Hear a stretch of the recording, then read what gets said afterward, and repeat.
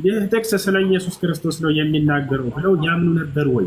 ትንቢት ከሆነ ትንቢታቸውን በደንብ ያውቁታልና ይህ ትንቢት ስለ ኢየሱስ ስለሚመጣው መሲሁ ነው ብለው ይጠብቁ ነበር ወይ? ይጠብቃሉ። እየጠበቁ ነው። ማስረጃ ሳየን። ያ ትንቢት የተናገረው ስለ ኢየሱስ ክርስቶስ ስለሚመጣው ብሎ የተናገረ አንድ ይሄን ሲጠብቁ ከነበሩት አንድ ያላ ትልቁ ላይ ለክፈት ይቅርታ አድርግልኝ። ሰውን ማስረጃውን አላስኩም፣ ግን አይሁዶቹ እኔ በማውቀው በቃ ንገረን እናንተ እኛ እንከፍትልሃለን። የቱ ጋር እንከፍትልህ? አይደለም እኔ የምነግርህ ነገር አሁን ማለት ነው አይሁዶቹ ማስረጃ እንድታሳየን ነው። አሁን ስላልያዝኩ መክፈት ስለማልችል አልከን አይደለ? እንከፍትልሃለን፣ ችግር የለውም። ከመጽሐፉ ባለቤቶች ራሳቸው ይህ ትንቢት ነው እንዲሁም ደግሞ ስለሚመጣው መሲሁ የተነገረ ትንቢት ነው ብሎ የተናገረ አንድ የመጽሐፉን ትርጓሜ ከሚያውቁት ከአይሁዶች እስኪስተ አልተረዳኝም። እኔ አይሁዶችን ወክዬ አይደለም የመጣሁት። እኛ ክርስቲያኖች ብለን የምንፈልጠው ኢየሱስ መጽሐፉ ባለቤቶች ትንቢት ነው፣ ትንቢትን ሲጠብቁ እንደነበረ ማስረጃ ላይ ብለህናል አይደለ? ክፈትልኝ ስለ አሁን መክፈት አልችልም አልከን። እኛ እንከፍትልሃለን። ማስረጃው የት እንደሚገኝ ብቻ ጠቁመን፣ ችግር የለም። የመጽሐፉ ባለቤቶች እኮ እኛም ጭምር ነን እኮ፣ አይሁዶች ብቻ አይደሉም። ስለዚህ የመጽሐፉ ባለቤቶች የዛን የወረደላቸው ከሙሴ ዘመን ጀምሮ የነበሩት ይጠብቁ ነበር አይደለም? እየጠበቁ ነው እነሱ፣ እኛ ግን መጥቶልናል። አሁን ያንተን የክርስቲያኖችን ትርጓሜ አስቀረውና እነሱ ሲጠብቁ እንደነበር አይሁዶች ነበሩ በክርስቶስ ዘመን አይደለም? እነዚያ ይጠብቁ እንደነበር ይህ ጥቅስ ስለ መሲሁ ነው የሚናገረው፣ ወደፊት ስለሚመጣ ከድንግል ማርያም ስለሚወለደው ብለው ያምኑ ነበር ወይ? ሁሱዬ አሁን እኔ ኦርቶዶክስ ክርስቲያን ራሴን ወክዬ ነው የመጣሁት፣ አይሁዶችን ወክዬ አይደለም። አንተም የተናገርከው እዛች ላይ አዳምጠኝ። እነዚህ አይሁዶች ክርስቶስን ሲያወሩት ነበር አይደለ? ተገናኝተው ፊት ለፊት ይህን ትንቢት ይዘው ይጠብቁት ነበር ወይ? ይጠብቁ ነበር ወይ? ስለ ኢየሱስ ነው የሚናገረው ብለው የመጽሐፉ ባለቤቶች ሲጠብቁ ነበረ። ያመኑት አምነዋል፣ ክርስቲያን ሆነዋል። ያላመኑት አዛው በአይሁዶች ናቸው። አንድ ጊዜ ሁሱዬ አቡ የሆነ ነገር ልጠይቃቸው ነው። ባላ አትረብሽ አንዴ። አይ ግን ላይ ጥያቄ ነች የሆነች እንትን ፈልጌ ነው፣ ሌላ ነገር አይደለም። እያወሩ ነው አይደለ? እሺ አፍወን ጠብቃለሁ አፍወን ክርስቲያን ይኸውልህ ኡስታዝ ሱ የሚል ምንድን ነው? ትንቢተ ኢሳያስ ምዕራፍ 7 ቁጥር 14 እና ትንቢተ ኢሳያስ ምዕራፍ 9 ቁጥር 6 ላይ አይሁዶች መጽሐፋቸውን ላይ ይሄ አማኑኤል የተባለውና ድንቅ መካር፣ ኃያል አምላክ፣ የዘላለም አባት፣ የሰላም አለቃ ነው የሚለውን ኢየሱስ ከመምጣቱ በፊት ለማን ነው ብሎ ነበር የሚረዱት የነበረው ጥቅሱን። አሁንም ያለው አይሁዶች ለማን ነው ብሎ ነው የሚያስቡት? ለመሲሁ ነው ብሎ ነው የሚያስቡት ወይስ ለማን ነው የሚለው? ይሄ ነው ጥያቄው። ለመሲሁ ነው፣ ለሚመጣው መሲሁ። ማስረጃ ስጠን፣ ወይ ከታርገም ስጠን፣ ወይ ከሚድራሽ ስጠን፣ ወይ ደግሞ ከታልሙድ ስጠን። ከሶስቱ አይሁዶች የሚረዱበት መጽሐፍቶቻቸው ኮሜንት የሚያደርጉበት መጽሐፍ አላቸው። ኢሳያስ 9:6ን ኮሜንት ያደረጉበት የባቢሎን ታልሙድ አለ፣ ታርገም አለ፣ ታርገም ዮናታን አለ፣ ታርገም ኢየሩሳሌም አለ፣ ሚድራሽ አለ፣ ማብራሪያቸው አለ፣ ኮሜንተሪያቸው አለ። ወይ ደግሞ አንድ ራባይ በዚህ ዘመን ያለ ራባይ ጥቀስና ኢሳያስ 9:6 ላይ ያለውን ለመሲሁ ነው የምንጠቀምበት ብለው እንደፈቱት የሚያሳይ ማስረጃ አቅርብ ነው ያለ ኡስታዝ ሱ። ካለ ታመጣለህ፣ ከሌለ ደግሞ የለኝም ትላለህ። ይሄ ነው እርሱ። አሁን ወይ ድዬ ልነግርህ እዚህ ጋር ልነግርህ የምችለው ነገር ምንድን ነው? እኔ ጋር የመጣው ሁሱ እዛ ጋር ሁሱ እየተናገረው ምንድን ነው? ለነብያችን ነው የተረጎመለት። እኛ ደግሞ ክርስቲያኖች እኔ ክርስቲያኖችን ወክዬ ነው የአይሁዶችን አዎ ለመሲሁ ነው ስላልክ አሁንም ኡስታዝ ሱ ያለው ስቲክ አድርጎ የሚጠብቀው ምንድን ነው? አይሁዳኖች ኢሳያስ 9:6 እና ኢሳያስ 7:14 ላይ ያለውን ጥቅስ ለመሲሁ ነው ለሚመጣው መሲህ ነው ብለው እንደሚጠቀሙ የሚያሳይ የታልሙድ ማስረጃ፣ የታርገም ማስረጃ እና የሚድራሽ ማስረጃ አምጣ። ኢቭን እዛ መጽሐፍ ላይ ቆይ አንድ ያስጨርሰኝ ጉጬን። እዛ መጽሐፍ ላይ ከሌለ ራባዮቹ ወይም ደግሞ በዘመናችን ያሉት የአይሁዳኖች ሊቃውንት ይህን ጥቅስ ለመሲሁ የተጠቀመበት አንድ እንትን አምጣ ነው፣ ኤቪደንስ አምጣ ነው። ካለ አለ ብለህ ትቀጥላለህ፣ ከሌለ የለም ትላለህ እንጂ ዝም ብለህ አሁን ደግሞ ሌላ ቦታ ላይ እየሄድክ አይደለም። ያ ደግሞ አባሮች ጨዋታ አይደለም። ትከሻ መለካካትና የሆነ እውቀት መፈታተሽ አይደለም የያዝ ነው፣ መማማር ነው የያዝ ነው። ስለዚህ አሁን አምጣና ወደዛ እንቀጥላለን አይደል? ውስጣውሱ እንደዛ ነው። እኔ ሁሴ አሁን እዚህ ጋር ላስረዳ ልነግርህ የምችለው ነገር ምንድን ነው? ይህን ጥቅስ ኢሳያስ 9:16ን አይሁዶች እየጠበቁት ነው፣ የሚመጣ መሲህ አለ ብለው እየጠበቁት ነው። እኛ ክርስቲያኖች ግን መጥቶልናል። ኢየሱስ ክርስቶስ ያ መሲህ ነው ብለን ተቀብለነዋል። ይሄን ያስረዱበት አሁንም እስቲል እየጠበቁ ነው። እስቲል እየጠበቁ እኮ ነው እነሱ። መሲህ እየጠበቁ ነው። ክርስቲያን መሲህ እየጠበቁ ነው አይደለም እኮ አይደለም ጥያቄው። ኢሳያስ ምዕራፍ 9 ቁጥር 6 እና ኢሳያስ 9:16 ነበር። አርመው ራሱ ቁጥሩን ተሳስተሃል። ኢሳያስ 7:14 ላይ ያለውን ጥቅስ ዘ ፕሮሚስድ መሳያ ለመሲሁ ነው ለመሺያህ ለሚባለው ለሱ ነው ብለው አይሁዶች ይጠብቁ እንደነበረ የሚያሳይ ማስረጃ ሂስቶሪካል ኤቪደንስ፣ ቢብሊካል ኤቪደንስ፣ ከዛም ባሻገር ደግሞ ታልሙዲክ ኤቪደንስ አምጣ ነው ያለ።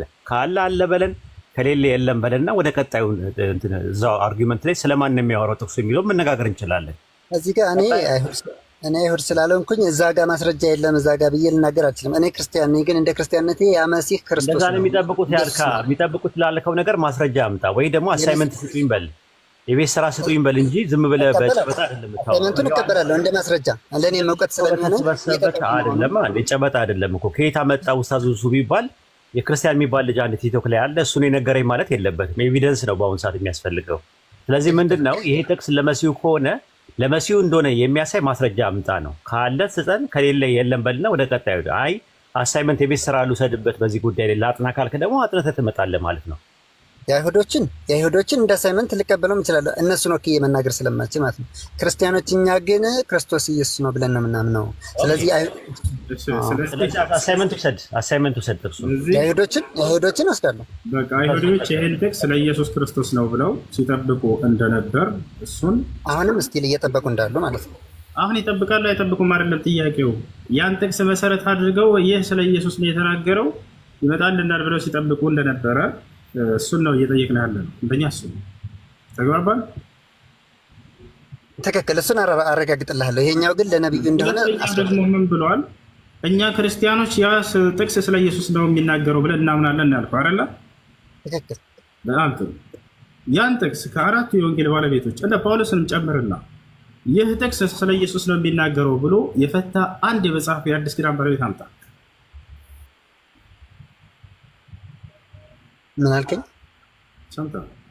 ያን ጥቅስ ስለ ኢየሱስ ክርስቶስ የተነገረ ትንቢት ነው ብሎ ያስቀመጠ አንድ የመጽሐፍ ቅዱስ የአዲስ ኪዳን ባለቤት አምጣ። አራቱንም ወንጌላት እነ ጳውሎስን ጨምራቸው።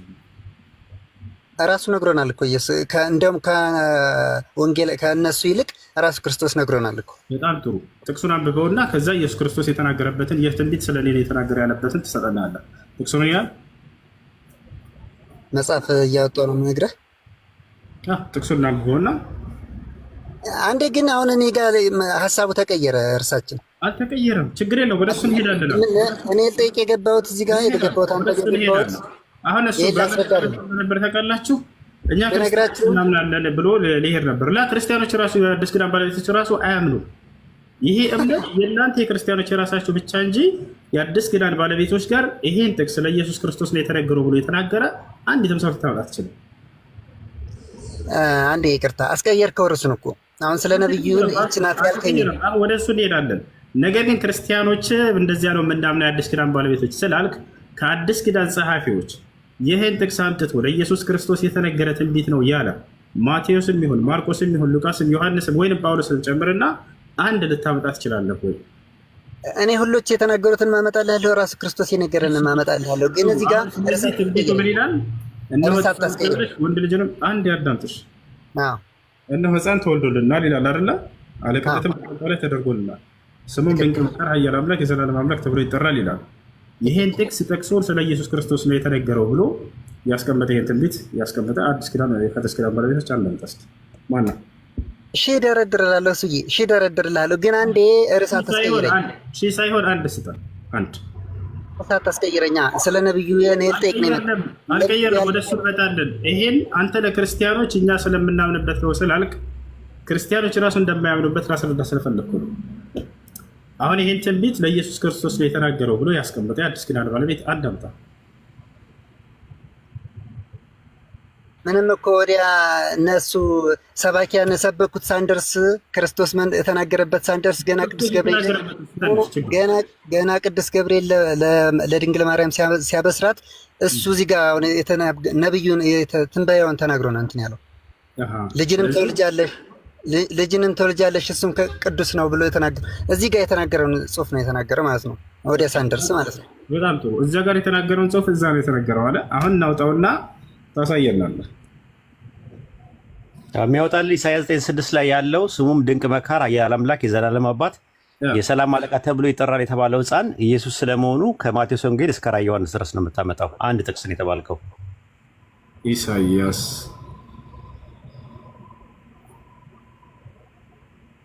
ያሽ ይታያል። ክርስቲያን ሄሎ ይታየኛል። አዎ አንብበው።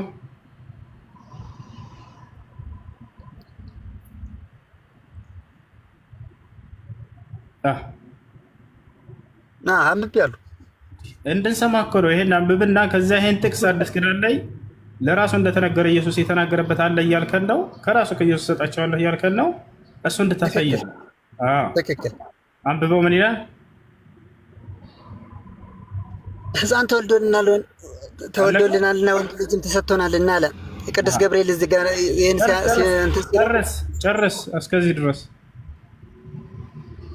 ተሰጥቶናልና አለቅነትን በጫንቃው ላይ ይሆናል። ስሙም ድንቅ መካር፣ ኃያል አምላክ፣ የዘላለም አባት፣ የሰላም አለቃ ተብሎ ይጠራል። ይሄ ትንቢት ለኢየሱስ ክርስቶስ እንደተነገረ የተናገረው ማን ነው? ምንም ወደ ሌላ ወደ የትም ሊሄድ የማይችል ጥቅስ እኮ ነው እኮ ለኢየሱስ ካልሆነ በስተቀር እኮ። የት ነው የምንሄደው ታዲያ? የት ልሂድልህ? አሁን ይሄ ጥቅስ ለኢየሱስ ክርስቶስ እንደተነገረ የተቀመጠበት አዲስ ኪዳን የቱ ጋር እንሄድ? ሙሉ አዲስ ኪዳን ስለዚህ ነው የሚያወራ እኮ ሁስዬ። ግን አሁን ያንን መልስልኝ አንተ። ሙሉ አዲስ ኪዳን ብሎ ሂሳብ የለም። የቱ ጋ ነው ይህ ትንቢት ለኢየሱስ እንደተነገረ የተቀመጠው አዲስ ኪዳን ላይ? ሙሉ አዲስ ኪዳን የተመሰረተው በዚህ ጥቅስ ነው። በቃ ማለት ራሱ ደፍሬ ይችላል። በዚህ ጥቅስ ነው ብሎ በጨበጣ ነገርማ ወሬ አይሆንም። ራሱ አሁን ሕፃን ተወልዶልናል፣ ወንድ ልጅም ተሰጥቶናል፣ አለቅነትም በጫንቃው ላይ ነው፣ ስሙም ድንቅ መካር፣ ኃያል አምላክ፣ የዘላለም አባት፣ የሰላም አለቃ ተብሎ ይጠራል። በእነዚህ በአራቱ ስሞች ድንቅ መካር፣ ኃያል አምላክ፣ የዘላለም አባት፣ የሰላም አለቃ ተብሎ ይጠራል የተባለው ለኢየሱስ ነው ብሎ የተናገረ የአዲስ ኪዳን ጸሐፊ ወይም ነቢይ ወይም ደግሞ መልአክ ካለ ከማቴዎስ ወንጌል እስከ ራዕየ ዮሐንስ ድረስ አንድ ጥቅስ አውጣና አምጣ የተባልከው። አሁን በጨበጣ ሙሉን የሚያወራው እንደዛ ነው አልክ። አንድ ጥቅስ እንኳን የለም። ኢሳይያስ 9:6 ላይ ያለው ለኢየሱስ ነው የሚል ነገር ሙሉ ጥቅስ አለ። ሙሉ አምጣ፣ አንድ ጥቅስ አምጣና ኢሳይያስ 9:6 ላይ ያለውን ድንቅ መካር፣ ኃያል አምላክ፣ የዘላለም አባት፣ የሰላም አለቃ የሚለው ለኢየሱስ ነው። ኢሳይያስ 9:6 ላይ ያለው ፍጻሜውን ያገኘው በኢየሱስ ነው የሚል ማስረጃ አንድ ጥቅስ አምጣ ነው የተባልከው። ጨበጣ ነው፣ አየር ላይ ነው ያለው። እንዳለ የምታወራው ነገር ምናባዊ ነው፣ ነባራዊ አይደለም። አንድ ጥቅስ ነው የተባልከው። አሳያለሁ ወሂድዬ፣ ግን እዚህ ጋር እንትን አለብኝ። በትልቁ አድርገው ኡስታዝ፣ እሱ በትልቁ አድርገውና አንድ ጥቅስ ነው የተባልከው። አንድ ጥቅስ ሙሉን ነው ያልከው አንተ። አንድ ጥቅስ ነው እኛ የምፈልገው። ኢሳይያስ 9:6 ላይ ያለው ለእከሌ ነው ብሎ መጽሐፉ አዲስ ኪዳን ላይ ያብራራበት አንድ ጥቅስ አንድ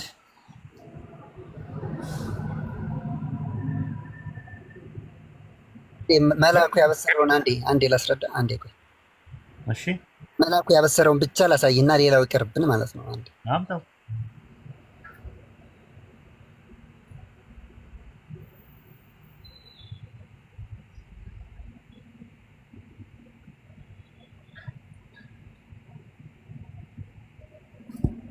እሺ ጆን እስከዚያ ድረስ ያወራ መሰለኝ። እሱ እንትን ብሏል፣ ፓውዝ ብሏል። ጆን አለ? ዮሐንስ ጆን አሎ?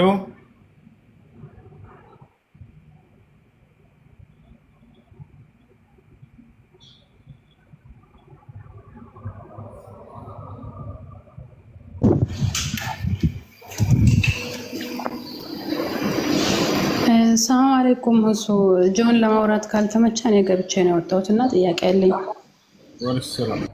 ነበር ጥያቄ ክርስቲያን ወገኖች የሆነ ጥያቄ ጠይቀው ነበረ። በተለይ ከዚህ ከኢራን ጦርነት ጋር የተያዘ ማለት ነው። ኢራኖች ሙስሊሞች ናቸው ወይ ከሚል ነገር የተነሳ ነው እና ሙስሊም አንድ ነው። እኛ ስንሰልም ሙስሊም አንድ እንደሆነ ተናግሮን ጥያቄም ጠይቀን ተመልሶልን ሰለም ነው እና የሱኒ ሙስሊም እና የሺያ ሙስሊም አይቲም ስሙን ያልጠራለ እና እንደዚህ አይነት እስልምና አለ ወይ? ሁለት ነው እንዴት ነው መለያየት የምንችለው?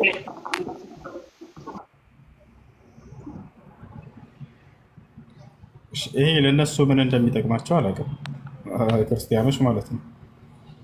ወደ ሰው ጥያቄ ሲያነሳ ጊዜ ከሱ ዘንድ ከእርሱ ያኔ የተሻለ የሆነ ነገር ካለ ሌሎችን በመተቸት ደረጃ ጥያቄ ሊያነሳ ይችላል። እኔ ዘንድ ጥሩ ነገር አለ ብዬ ካሰብኩኝ ከዚያኛው ጋር ጉድለት ያለበትን ነገር አንስቼ ጥያቄ ልጠይቅ እችላለሁ። የተሻለ ነገር ሳይኖረው እንዴት ነው ሰው ሌሎችን ላይ ጥያቄ ሊያነሳ የሚችለው? እንደ አጠቃላይ ኢስላም አንድ ነው። ከአደም ጀምሮ እስከ መጨረሻ ዘመን ድረስ አንድ ሃይማኖት ነው ኢስላም። ኢስላም በፍጹም የሚከፋፈል ሃይማኖት አይደለም። ቦታቸዋል አይደል? ነቢያችን ሰለላሁ ዐለይሂ ወሰለም እስልምና ለ73 ይከፋፈላል ብለዋል ብለው ብዙ ሰዎች ያወራሉ። ስህተት ነው። እስልምና አይከፋፈልም። ነገር ግን ሙስሊም ነን የሚሉ ሰዎች ሊለያዩ ይችላሉ በሀሳብ ልዩነት። በሀሳብ ልዩነት ሊኖር ይችላል በመካከላቸው። ያ ነው እንጂ ያለው ነገር የእስልምና መከፋፈል አይደለም። የእስልምና መከፋፈል አይደለም በፍጹም። ዛሬ ላይ እነዚህ አንጃዎች መከሰታቸውን ነቢያችን ሰለላሁ ዐለይሂ ወሰለም በትንቢት ደረጃ ተናግሯቸዋል። እንዳውም የነብይነታቸው ትልቅ ማረጋገጫ ናቸው። አንድ ነቢይ ስለ ወደፊት ትንቢትን ይናገራል። በተናገረው መልኩ ያ ትንቢት ሲፈጸም ካያቸው የነብይነቱ ማረጋገጫ ነው ይሄ። ነቢያችን ሰለላሁ ዐለይሂ ወሰለም በዘመናቸው አንድ ፊርቃ ሳይኖር ወደፊት ፊርቃዎች እንደሚነሱ ተናግረው እንዳሉትም ተከሰቱ። هذا يدل على صدق نبوته ሰለላሁ ዐለይሂ ወሰለም። ይህ የትክክለኛ የእውነተኛ ነብይነታቸውን የሚያረጋግጥ ነገር ነው። እንዳው ትንቢቱን ሲናገሩ ነቢያችን ሰለላሁ ዐለይሂ ወሰለም ምን አሉ? افترقت اليهود على 71 فرقة وافترقت النصارى على 72 فرقة وستفترق أمتي على 73 فرقة كلها في النار إلا واحدة. ወደፊት ኡመቶቼ ለ73 ይከፋፈላሉ አሉ እንጂ እስልምና ለ73 ይከፋፈላል አላሉም። እስልምና አይከፋፈልም። እስልምና እስከ ዓለም ፍጻሜ ድረስ ጸንቶ የሚቆይ የሆነ ሃይማኖት ነው። ገብቷችኋል አይደል? ይህ ነው እና ሰዎቹ በሀሳብ ልዩነት በመካከላቸው ይከሰታል እንጂ በፍጹም የሃይማኖት መለያየት አይደለም። የሀሳብ ልዩነት ደግሞ እስከ ዓለም ፍጻሜ ድረስ በሰዎች መካከል ያለ ነገር ነው። አላህ በሱረቱል ሁድ ላይ ሲናገር ወላ የዛሉነ ሙኽተሊፊን ኢላ መን ረሒመ ረቡክ አለ። ሰዎች ከመለያየት አይወገዱም በሀሳብ እያለ ይናገራል። ያ ነው። እሺ ይህ ነገር ከእነርሱ ዘንድ አለ ወይ? በደንብ አድርጓል። እንዳውም እኛ ጋር ይኸው እነዚህን ቁርአን አንድ አምላክ አላህ ሱብሓነሁ ወተዓላ በእርሱ ላይ ልክ እንዲሁ ደግሞ ቁርአንና ሐዲስ ቅብላችን አንድ በእነዚህ ነገራቶች አንድ ሆኖ ሳለ በሌላ ነገራቶች እንለያያለን። እነሱ ጋርስ በጣም በበርካታ በመጽሐፍ ራሱ ይለያያል። እንደ የ66 ባለቤቶች የ81 አሐዱ ባለቤቶች አንዱ የሌላውና ሐሰተኛ መጽሐፍ ነው ይላል። ተመልከቱ። እነዚህ ሰዎች ግን ሻዒዎች ሙስሊሞች ቁርአንን እንቀበላለን ይላሉ። يعني أغلبهم يقولون هكذا وإن كان ضائفة يعني ممن يقولون بتحريف القرآن. ነገር ግን እንደዚያ ሆኖ የግንዛቤ ልዩነት አለ። አይሽ አይደለ? የግንዛቤ ልዩነት መካከል መኖር ያለ ነገር ነው ይከሰታል። ያ እና እስልምና የተከፋፈለ ሃይማኖት አይደለም። ኢስላም አንድ ነው። ነገር ግን የሰዎች የሀሳብ ልዩነት አለ ወይ? አዎ አለ።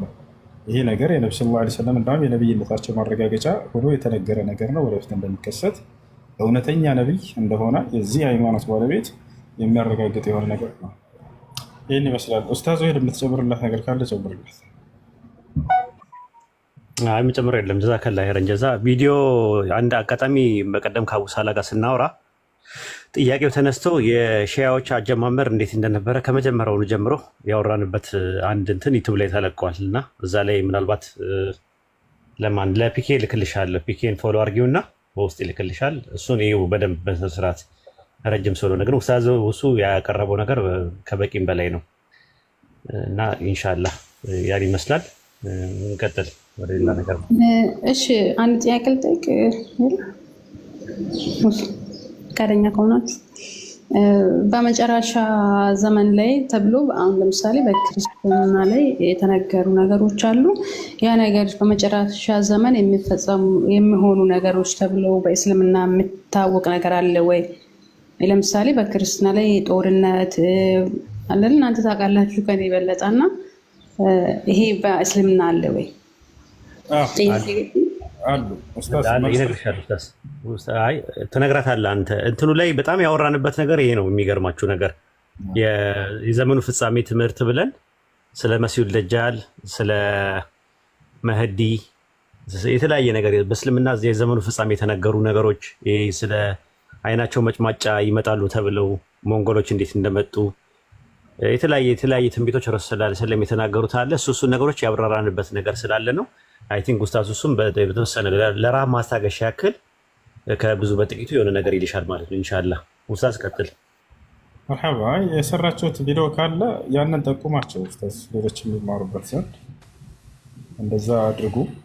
ወደፊት የሚከሰቱ ጦርነቶች አሉ። ነቢያችን ሰለላሁ ዐለይሂ ወሰለም የተናገሩት ኃይለኛ ጦርነት እንደሚካሄድ ተናግረዋል። የዘመኑ ፍጻሜ ላይ የቂያማ ምልክቶች መካከል ከነዚያ መካከል ነው። በየጊዜው ጦርነት ይካሄዳል። ይህን ተናግረዋል ነቢ ሰለላሁ ዐለይሂ ወሰለም።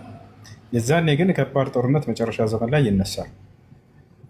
በየጊዜው እንደሚሆን ከእርሳቸው በኋላ ተናግረዋል በትንቢት ደረጃ። የሚገርማችሁ ነቢያችን ሰለላሁ ዐለይሂ ወሰለም የተቃረቡ ዘማን አሉ።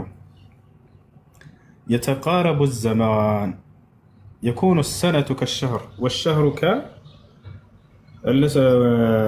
ከልእስቡዕ ወልእስቡዑ ከልየውም ወልየውሙ ከሳዓ ወሳዓቱ ከልበርቅ ወየክثሩ ልሀረጅ ويقل الرجال ويكثر النساء حتى يكون الرجل الواحد ل50 امرأة ነቢያችን ሰለላሁ ዐለይሂ ወሰለም እዚህ ጋር በጣም በርካታ ትንቢቶችን ይናገራሉ። የተቃረቡ ዘማን አሉ፣ ወደፊት ጊዜ በጣም ይፈጥናል አሉ። ዛሬ ላይ በሰው አንደበት ላይ ያስተውላችኋል። ጊዜው እንዴት ነው የሚፈጥነው እንላለን። አማኝም ከሃዲም ይሄን ነቢያችን ሰለላሁ ዐለይሂ ወሰለም ቀድመው ተናግረውታል በትንቢት ደረጃ። ወደፊት ጊዜ በጣም የሚፈጥንበት ዘመን ይመጣል አሉ። የኩኑ ሰነቱ ከሸህር አሉ፣ አመት ልክ እንደ ወር ይፈጥናል አሉ። ወሸህሩ ከልእስቡዕ፣ ወር ደግሞ ልክ እንደ ሳምንት ይፈጥናል አሉ። ወልእስቡዕ ከየውም፣ ሳምንት ደግሞ ልክ እንደ አንድ ቀን። ወልየውሙ ከሰዓ፣ አንዱ ቀን ደግሞ ልክ እንደ አንድ ሰዓት። ወሰዓቱ ከልበርቅ፣ አንዱ ሰዓት ደግሞ ልክ እንደ መብረቅ በለጭታ ይፈጥናል አሉ። በዛን ጊዜ ምን እንደሚሆንም ተናገሩ። የዘመኑ ፍጻሜ ሲቃረብ እያሉ ወደፊት የሚሆነውን ሲናገሩ ወየቅል ሪጃል አሉ፣ ወንዶችም ያንሳሉ። ወየክثሩ ኒሳ፣ ሴቶችም ይበዛሉ አሉ። ወየክثሩ አልሐረጅ፣ ወልሐረጅ ሁወ ልቀትል፣ መገዳደልም ይበዛል ይዛን ያሉ። የአገዳደልን ሁኔታም ተናገሩ። ወየክثሩ አልሐረጅ ካሉ በኋላ ላ የድሪ ልቃቲሉ ሊማዛ የቅቱል ወልመቅቱሉ ሊማዛ ዩቅተል አሉ። ወደፊት መገዳደል በጣም ይበረክታል፣ ይበዛል። ገዳይ ለምን እንደሚገድል የማያውቅበት ዘመን ይመጣል። ተገዳይም በምን ምክንያት እንደሚገደል የማያውቅበት ዘመን ይመጣል አሉ። ለሰሃቦች አዲስ ነገር ነበር ያው። ዛሬ ላይ ግን ይሄ ነገር ተስተውሎ እናያለን። አይታቸዋል። የፖለቲከኛ ባለቤቶች ወታደሮቻቸውን መሳሪያ ሰጥተዋቸው የሆነ አካባቢ ሂድና ግደል ይሏቸዋል። የሚገድለውን ሰው በዘመኑ አይቶት ላያውቅ ይችላል። ምን እንዳጠፋ ምን የሚያገናኘው ነገር እንደሌለ የማያውቀውን ሰው ሄዶ ሲገድል ታያላችሁ። የሚገደለውም የገጠር ሰው አይታቸዋል።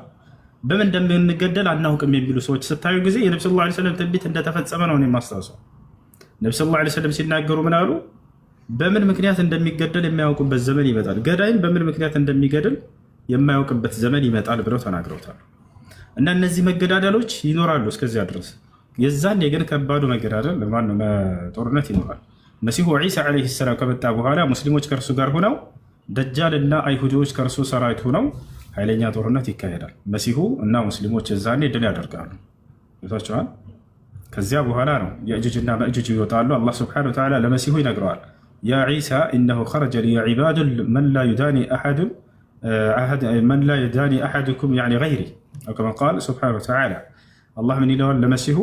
መሲሁ ሆይ ለእኔ ባሪያዎች ወጥተዋል ከእኔ በስተቀር የማንም ኃይል ሊመክታቸው የማይችሉ የሆኑ። ስለዚህ ፈህሩብ አንተ ወመን መዐከ ኢላ ሲና ይለዋል። አንተና ከአንተ ጋር ያሉ አማኞች ወደ ሲና ተራራ ሽሹ ሂዱ ይሏቸዋል።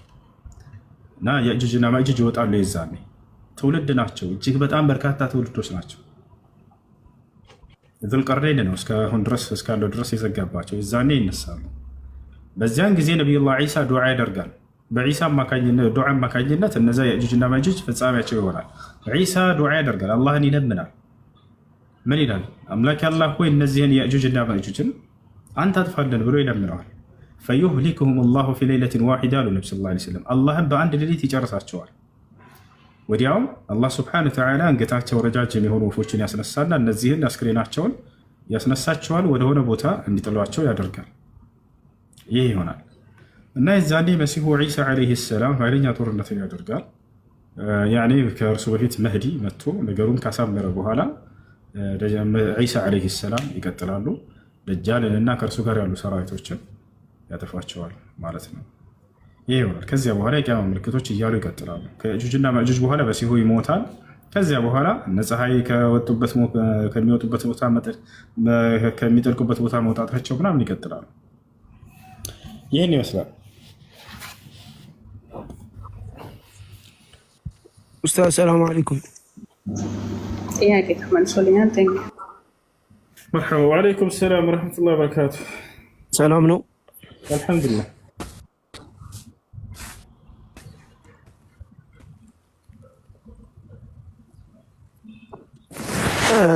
ጥያቄ የሆነች ግልጽ እንድትሆንልኝ የፈለኳት ጥያቄ ነበረች። ማታ ትንሽ እንትን ያልኳት ጥያቄ ነበረች። ከእፎይ እያወራ ነበረ። ምን አለ?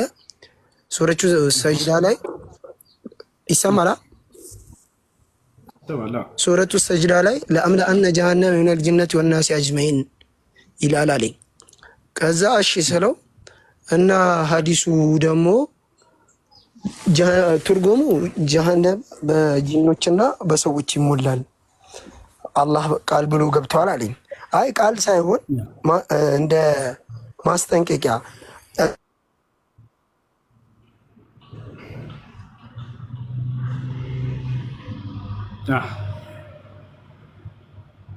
ተቋርጧል። ከኔ ጋር ከሱ ጋር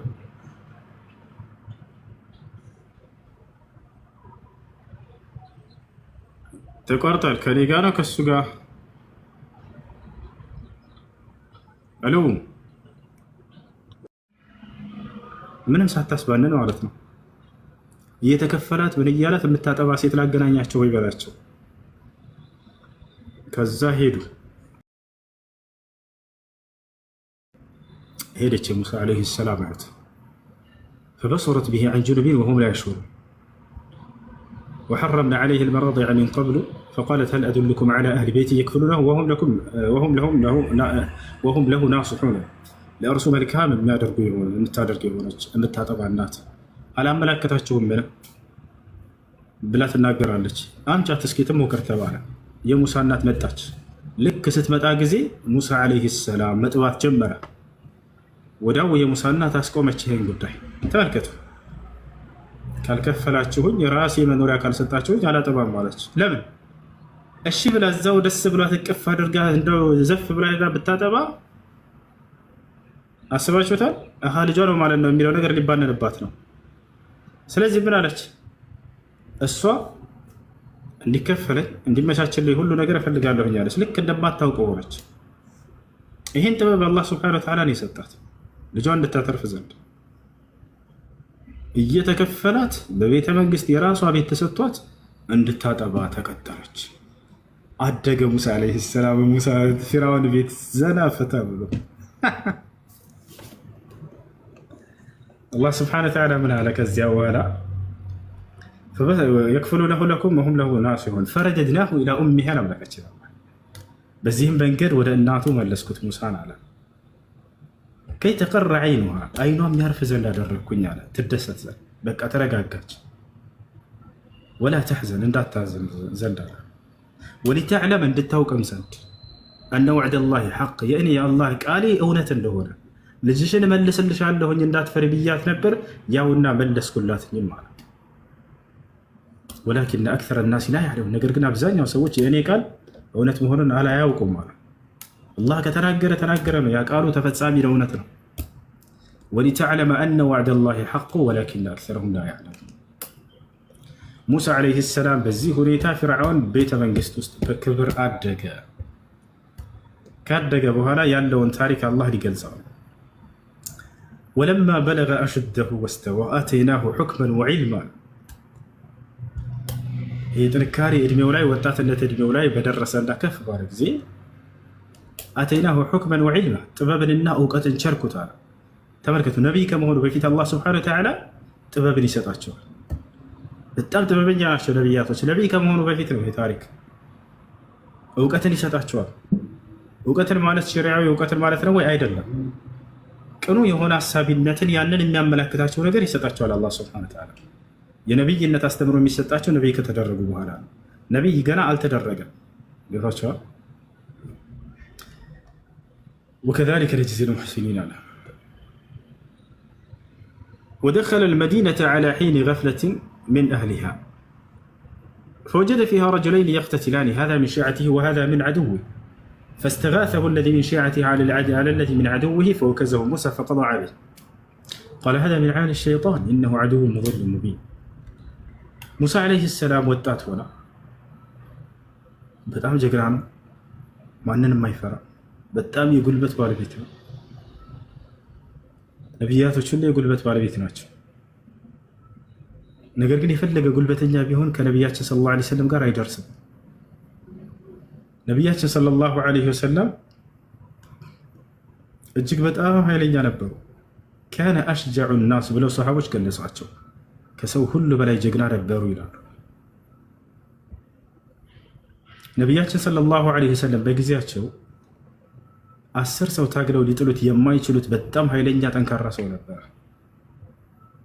ያ ሰው መጣና ነብይ እንደሆንክ ሰምቻለሁኝ አላቸው እኔን 10 ሰው እንኳን እንደማይጥለኝም ታውቃለህ ያውቃሉ የመካ ሰዎች ማለት አንተ እኔን ከጣልከኝ አንተ ነብይ መሆንህን አምናለሁኝ አለ ማንንም ሰው አይጥለውም ያውቃሉ ነቢያችን ሰለላሁ ዐለይሂ ወሰለም ሊታገሉት አልፈለጉም ነበር ነገር ግን ይሄ ሲላቸው ጊዜ አራደ له ሂዳያን ፈለጉለት ነብዩ ሰለላሁ ዐለይሂ ወሰለም ምንም ሰከንድ ራሱ አልፈጀባቸውም ወዲያው ነው ቁጭ ያደረጉት ነብዩ ሰለላሁ ዐለይሂ ወሰለም አንስተው ودخل الرجل الاسلام ሰውየው ወደ እስልምና ገባ እና ነቢያችን ሰለላሁ ዐለይሂ ወሰለም በጣም የሚገርም ጉልበት ነበራቸው حتى موسى عليه السلام ሌላ ማን ቢመጣ እንትን አይላቸው ይሄ ነው እንደተቀላይ ሙሳ አለይሂ ሰላም በዚህ ሁኔታ ሳለ እየሄደ ያለ የሆነ ቦታ ላይ የሆነ ሁለት ሰዎች ሲጣሉ ይመለከታል አንድ እስራኤላዊና አንድ ግብፃዊ ሲጣሉ ይመለከታል فوجد فيها رجلين يقتتلان ሁለት ሰዎች እየተጣሉ ተመለከተ هذا من شيعته وهذا من عدوه ይሄኛው ከጎሳው ነው ከእስራኤላዊ ነው ያኛው ደግሞ ከጠላቶቹ ነው ያ ማለት ከፊርዓውን ጎሳ ነው ማለት ነው فاستغاثه الذي من شيعته على الذي من عدوه ያ ከጎሳው የሆነው እርዳታን ጠየቀው ሙሳ አለይሂ ሰላም በጠላቱ ላይ ማለት ነው በፊርዓውን ተከታይ ላይ ከዚያ ሙሳ አለይሂ ሰላም ሊገላገላቸው ሄደው ሊያስታርቃቸው ይሄኛው ግን ለመጉዳት አፈሳሰበ ፈለገ ሙሳ አለይሂ ሰላም በዚህ ጊዜ አንዱን ስርዓት ማስያዝ ነበረበትና የሚጋደለውን አስገድዶ የሚመታውን አካል ያንን ስርዓት ለማስያዝ ያክል ይመታዋል ወዲያው ሞተ እዚህ ቦታ ላይ ሙሳ አለይሂ ሰላም ወንጀል ሰርተዋል ማለት ነው እንችላለን ነቢያቶች ወንጀል አልሰሩም እንላለን አይደል ነብይ ከሆኑ በኋላ ከመሆናቸው በፊት ከባይረት ነው ከታላላቅ ወንጀል አንዱን እንኳን አልሰሩም እሺ ማለት እንችላለን ወንጀል ሰርተዋል አልሰራም ሙሳ ማን ነው የሚነግረኝ ወንጀል ሰርተዋል አልሰራም እኔ አልሰራም ለምን እሱ ገላሉ ብሎ ስላልመጣ ነው አላረጋጋው ነበር አይዋ ሁለት ሰዎች ቢጣሉ አላህ በቁርአን ላይ ምን አለ ወኢን ጣኢፈታኒ ሚነል ሙእሚኒን እቅተተሉ ፈአስሊሑ በይነሁማ አለ ሰህ ሁለት አማኝ ጭፍሮች ቢጣሉ አንዳቸውና ከሌላቸው ጋር ሁለቱንም አስታርቋቸው ለማስታረቅ ሞክሯል የመጀመሪያው ሂደት እሱ ነው ያኛው አልፈልግም ብሎ አንደኛው በመጉዳት ላይ ከቀጠለ ያንን ስርዓት ታስይዙታላችሁ ያንን ተዋጉታላችሁ ይላል فإن بغت إحداهما على الأخرى فقاتلوا التي تبغي حتى تفيء إلى أمر الله አንዳቸው ከሌላቸው እየተጣሉ እያለ አንዱ በሌላው ላይ ድንበር የሚያልፍ ከሆነ ያችን ድንበር አላፊዋን ተዋጓት አለ እስኪገለው ድረስ ያኛውን መጠበቅ የለበትም ሙሳ ዝም ቢልና ቢገዳደሉ ነበር ወንጀለኛ የሚሆነው እኔ ምን አገባኝ ብሎ ቁጭ ቢል ያዛኔ ወንጀለኛ ይሆን ነበር መገላገል ነበረበት ሄዶ ሊያስታርቃለ ያኛው ግን የሀገሬ ሰው ነውና ሊገለው ፈለገ ሙሳ አለይሂ ሰላም በዚህ ጊዜ ስርዓት ለማስያዝ ይመታዋል ወዲያው ይሞትበታል በታች አደረና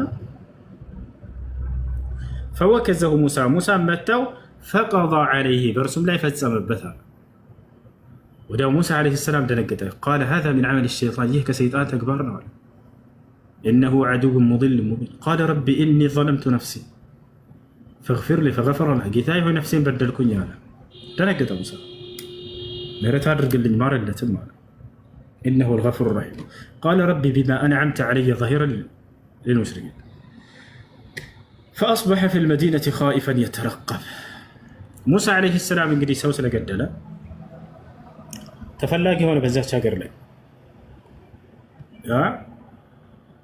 ማን ነው የገደለው? የገደለው አልታወቀም ተባለ። ምክንያቱም ሁለት ሰዎች ብቻ ነበሩ። አንዱ ግብፃዊ ነው፣ አንዱ እስራኤላዊ ነው። ግብፃዊው ተገድሏል፣ እስራኤላዊው ተርፏል። ማንና ማን ናቸው የሚያውቁት? ሙሳና ያ ያገዘለት ሰውዬ ራሱ የሆነው የሙሳ ዘር የሆነው ማን ነው? እስራኤላዊ ብቻ ናቸው የሚያውቁት። ነገር ግን ገዳዩ የተገደለው ሰው ተገኘ። የገደለው አካል ፍለጋ አዋጅ ወጣበት በሚለው እንወስደው። የገደለው አካል ይፈለጋል ቅጣት እንዲያገኝ ዘንድ። ነገር ግን ሊገኝ አልቻለም፣ ሊታወቅም አልቻለም። وأصبح فؤاد وأصبح يعني في المدينة خائفا يترقب በሀገሪቱ ላይ ሙሳ ዓለይሂ ሰላም የፈራሁ እየተጠባበቀ የቀረ ሆናል። ለምሳሌ ሰውየው ሰውን ገሎ ከሆነ የሚፈራው ነገር አለ። ልክ እንዲሁ ደግሞ ይጠባበቃል። ያ ማለት ማን ነው እየተከተለኛ እኔን ፈልጎ ነው፣ ልክ እንደ ተፈላጊ ሆነህ እንደምትሳደድ አይነት ነገር፣ የዚህ አይነት ስሜት እየተሰማው ሙሳ ዓለይሂ ሰላም በዚህ ሁኔታ ላይ ይቀራል።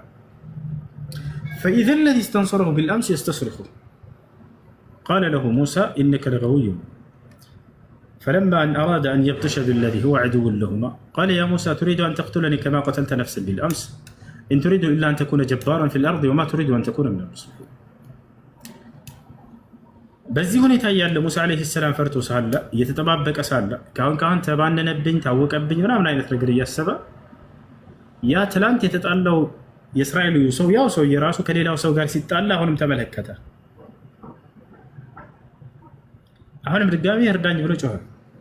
ይሄ ግብፃዊ ሰው እስራኤሉ ሰው ሙሳ ዓለይሂ ሰላም በዚህ ጊዜ ተቆጣ። ቃለ ለሁ ሙሳ ኢነከ ለገዊይ አንተ ግልጽ የሆንክ ተሳሳች ሰው ነህ፣ እንዴት እንደዚህ ታደርጋለህ ብሎ ወደሱ ሲጠጋው ጊዜ የዛኔ ሊጎዳው መሰለው። ከዛ ሚስጥር አወጣ። ምን አለ? ያ ሙሳ አቱሪዱ አን ተቅትለኒ ከማ ቀተልተ ነፍሰን ቢልአምስ፣ ሙሳ ሆይ ትላንትና ያንን ሰው እንደገደልከው ዛሬ ደግሞ እኔን ልገድለኝ ፈለክ? እንዲህ አለው። ተመልከቱ፣ የራሱ ሰው ሚስጥሩን አወጣበት። እየተጣላው ያለው ሌላኛው ያ ግብፃዊው ሌላ አዲሱ ሰው ጋር የሚጣላው ሰው አሃ የትላንትናው ሰው የገደልከው ሙሳ ነህ ማለት ነው አለ። ወሬውን ይዞ ወስዶ ለፊርዓውን ገብዛቸው። ያ የትላንትናው ሰውዬ እስራኤላዊ ሰውዬ ሌላ ሰው ጋር ይጣላል። ሙሳ ዓለይሂ ሰላም አሁንም አገኘው። አንድ እርዳኝ ብሎ ምናምን ሲጠራው አንተ ሰው ትላንትና ተሰስተህ ሰራ እንደዚህ ብሎ ይወቅሰዋል። ታዲያ እኔን ትናንት እንደገደልከው ሰው እኔንም ልገለኝ ነው እንዴ ብሎ ሚስጥሩን አወጣበት። የራሱ ሰው ማለት ነው። ያችኛው የምትጣላው ሰው ግብፃዊቷ ስለዚህ ሙሳ ነው ማለት ነው የትናንትናው ሰው የገደለው። ቀጥታ ሄዶ ነገር ተናገረ። በቃ ሙሳ ነው የገደለው፣ እንዲህ ማስረጃ ሰጠ። አቱሪዱ አን ተቅቱለኒ ከማ ቀተልተ ነፍሰን ቢልአምስ፣ ትላንት አንድ ነፍስ እንዳጠፋህ ዛሬ እኔን ልታጠፋኝ ትፈልጋለህ? ኢን ቱሪዱ ኢላ አን ተኩነ ጀባራን ፊል አርድ፣ በምድር ላይ ሀያልና አማጺ ከመሆን ሌላ ዓላማ ፍላጎት የለህም ማለት ነው። ወማ ቱሪዱ አን ተኩነ ሚነል ሙስሊሒን፣ ከአሳማሪዎቹ ወይም ከመልካም ሰሪዎቹ ልትሆንም አትፈልግም ማለት ሄደው ተናገረበት።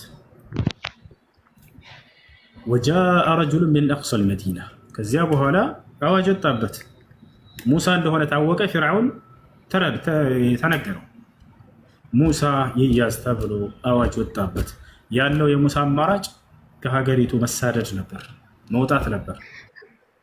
ሁሴን ከይቅርታ ጋር ጥያቄን አቅርቤ ልሂድ። ወጃአ ረጁሉን ሚን አቅሰል መዲና፣ ከሩቅ ከሆነችው ሀገር በኩል አንድ ሰው መጣ። ቃለ ያ ሙሳ፣ ሙሳ ሆይ አለው፣ ኢነ ልመልአ የእተሚሩነ ቢክ፣ የሀገሪቱ ታላላቅ ተጠሪዎች ባለስልጣናቶች ሊየቅትሉክ፣ አንተን ለመግደል እያሴሩብህ ነው። ታውቃሃል፣ አንተ እንደገደልከው ያን እስራኤላዊ አዋጅ ወጥቶብሃል፣ ልትገደል ትእዛዝ ወጥቶብሃል። በቃ አንተን ልትገደል ተመካክረውብሃል አሉት። ፈኽሩጅ፣ ውጣ ከዚች ሀገር፣ እኒ ለከ ሚነ ናሲሒን፣ እኔ ለአንተ ከመልካም መካሪዎችህ ነኝ። ስለዚህ ከዚህ ሀገር ውጣ፣ እንድትገደል አዋጅ ወጥቶብሃል ብሎ አንድ ሰው መጥቶ ነገረው። ፈኸረጀ ሚንሃ ኻኢፈን የተረቀብ፣ ሙሳም ከዚያች ሀገር የፈራ ሆኖ ተጠባባቂ ሆኖ ወጣ ነው። ተጠባባቂ ማለት ቅድም እንዳልኳችሁ ማንም ሰው ቢመጣበት ሙሳ እኔም ፈልጎ ነው ወይ የሚል ፍራቻ በውስጡ አድሮበት ማለት ነው። ልክ ገዳይ የሆነ ሰው አይታችኋል። ዛፉም ቅጠሉም እሱን የሚፈልግ ነው የሚመስለው አይደለ? ባለ ቁጥር ማናህ ትላለህ። በዚያ ሁኔታ እያለ ሙሳ ከግብፅ ሀገር ወጣ። ወዴት ሄደ? መድየን ወደምትባል ሀገር ሄደ። ቃለ ረቢ ነጅኒ ሚነል ቀውሚ ዛሊሚን አለ። ጌታ ያላህ ሆይ ከነዚህ ከበደለኛ ሰዎች አድነኝ እያለ ዱዓ እያደረገ ሄደ። ይላችኋል። ቃለ ረቢ ነጅኒ ሚነል ቀውሚ ዛሊሚን ወለማ ተወጀሀ ትልቃአ መድየን ቃለ ዐሳ ረቢ አን የህዲየኒ ሰዋአ ሰቢል። ወደ መድየን አቅጣጫ ሄደ። በተቅጣጫው ጊዜ መድየን ወደምትባል ሀገር በሄደ ጊዜ አምላክ የአላህ ጥሩውን መንገድ እንደሚመራኝ፣ እንደሚያበጅልኝ፣ እንደሚያስተካክልልኝ መንገዴን ሁሉ እኔ በእርሱ ላይ አልጠራጠርም እርግጠኛ ነኝ ብሎ ተናገረ። ሙሳ ዓለይሂ ሰላም መድየን ላይ ገባ። መድየን የምትባል ከተማ ላይ በገባ ጊዜ ታሪኩን እንቀጥላለን። እሺ ወይና ሰላም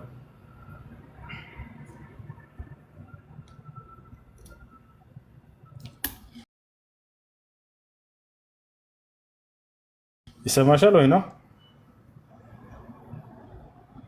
ሰላም ናችሁ? ሰላም እንዴት ነሽ?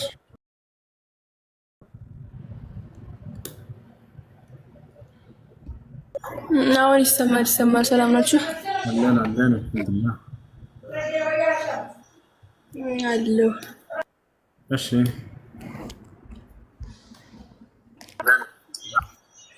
እኔ ምን አንተ ጥያቄ ጠይቅ። አሁን ኢሳ የት ነው ያለው? አሁን ሁለተኛው ሰማይ ላይ።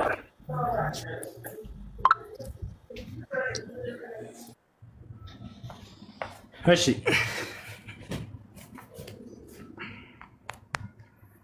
ይሰማሻል?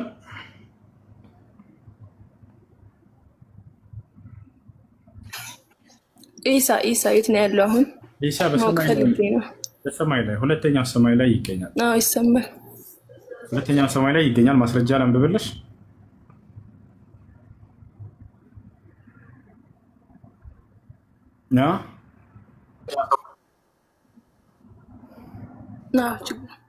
እሺ ነቢዩ ሙሐመድ ሰለላሁ ዐለይሂ ወሰለም የሶላትን ትእዛዝ ለመቀበል ሰባቱን ሰማያት እያረጉ ባሉበት ጊዜ ሶሒህ ሙስሊም ራችሁ ሁለት ላይ ታገኙታላችሁ።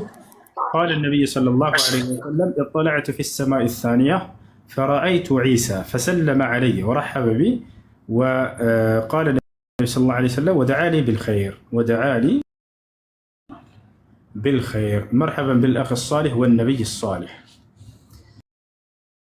እንግዲህ ነቢያችን ሰለላሁ ዐለይሂ ወሰለም ምን አሉ? ወደ ሰባት ሰማይ ያረግኩኝ ባለሁበት ጊዜ የሶላትን ትእዛዝ